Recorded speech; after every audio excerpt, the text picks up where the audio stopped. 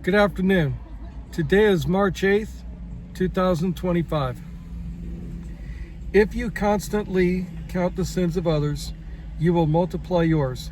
Saint Nikolai Velimirovic. Saint Andronicus of Glinsk.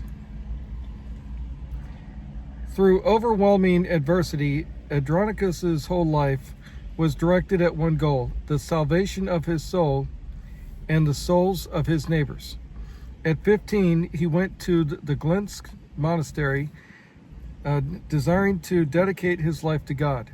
At age 35, he was taken into the army, transferred to the front, and taken prisoner by the Austrians for 3.5 years.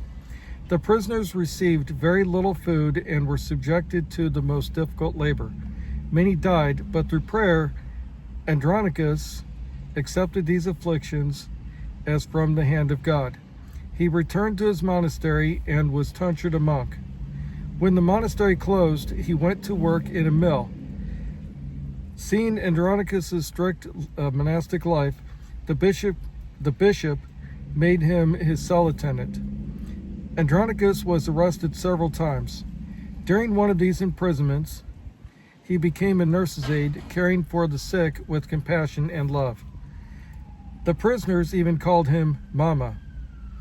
Every night he was interrogated, but once he had a vision of the Mother of God, who encouraged him. He finally returned to the Glinsk monastery and was appointed dean.